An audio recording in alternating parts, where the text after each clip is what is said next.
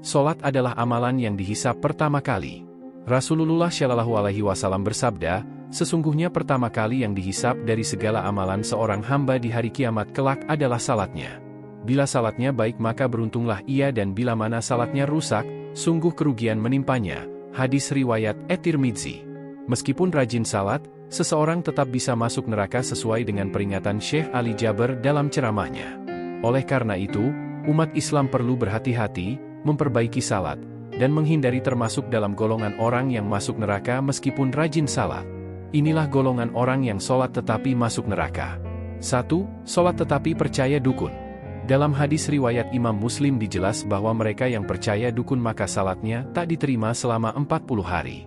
Percaya kepada dukun termasuk dalam kategori dosa besar karena musyrik dan menyekutukan Allah Subhanahu wa Ta'ala. Tetapi 2. Sholat tetapi menggibah.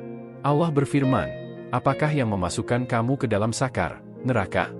Mereka menjawab, kami dahulu tidak termasuk orang yang mengerjakan salat, dan kami tidak, pula, memberi makan orang miskin, dan adalah kami membicarakan yang batil, bersama dengan orang-orang yang membicarakannya, dan adalah kami mendustakan hari pembalasan, hingga datang kepada kami kematian.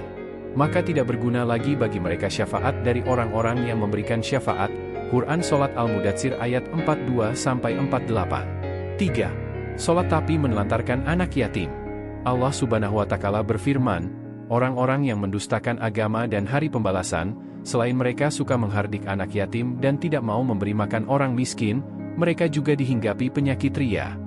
Al-Quran Al-Maun ayat 4-7. 4. Sholat tapi berdusta. Kebohongan kini sering terjadi dalam masyarakat, padahal berbohong adalah dosa besar yang dapat mengakibatkan siksa pedih di akhirat. Meskipun seseorang rajin salat dan beribadah, kebohongan pada lisannya dapat membuat amalan-amalannya menjadi sia-sia, karena kebohongan itu akan menghapus amal baiknya. Jika seseorang meninggal tanpa bertaubat dari kebohongan, risikonya adalah masuk ke dalam neraka. Berbohong juga menjadi ciri khas orang munafik. 5. Sholat tetapi minum khamr. Mereka yang minum minuman keras juga berisiko masuk neraka meski rajin salat. Mereka cenderung melihat salat sebagai rutinitas saja, tanpa didampingi oleh hati yang ikhlas. Minuman keras, termasuk semua jenis minuman yang memabukkan, dianggap oleh Rasulullah Shallallahu Alaihi Wasallam sebagai akar dari berbagai kejahatan. Beliau melarang umatnya untuk mendekati atau meminum khamr, minuman keras, baik dalam jumlah sedikit maupun banyak.